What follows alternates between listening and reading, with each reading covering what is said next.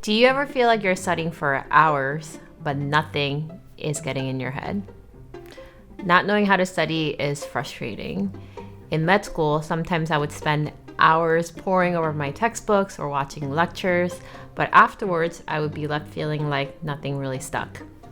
So what exactly happened during those long hours? What did I even learn? And more importantly, how can I fix this?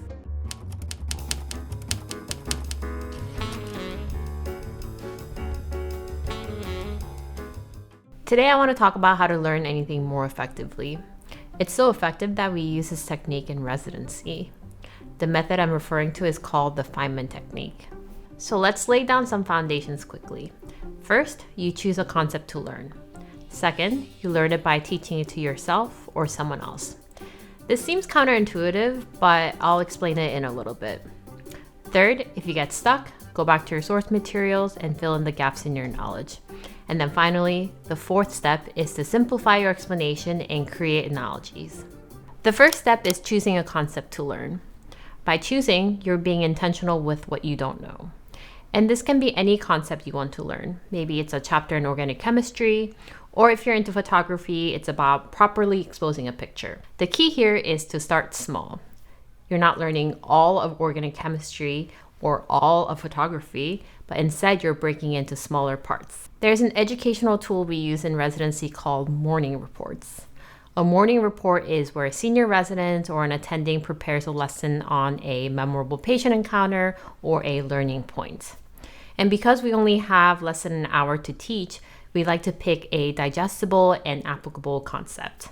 So for one of my morning report topics, I talked about doing a cricothyrotomy, or cric for short. And my goal for the morning report was for everyone to walk away knowing when and how to do the procedure. By choosing a small and specific topic, I could focus and ensure that I was hitting all the essential parts. The second step is to explain it to yourself, or better yet, to someone else. And let me tell you why this works. Sometimes I fool myself into thinking that I deeply understand certain concepts because I've read it in an article or a book, I've taken notes, I've used my highlighters.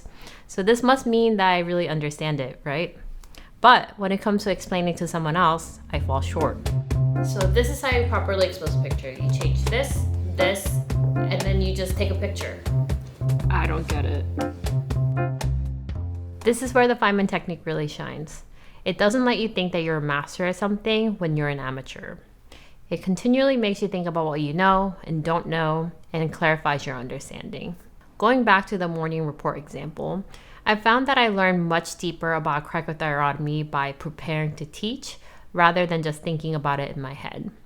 The key for me is anticipating what questions others might have, which helped me identify little gaps in my knowledge. When explaining a concept to yourself or someone else, you're forced to understand the concept deeper and simplify the relationships and connections between ideas.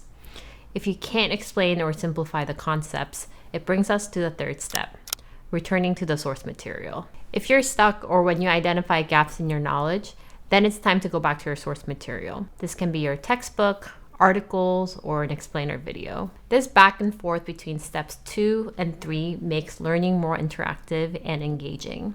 With each iteration, you're continuously adding to your knowledge, and because you're actively learning and explaining to yourself and filling the gaps in your knowledge, you're more likely to understand and commit the concept to your long-term memory. Step 4, simplify and use analogies.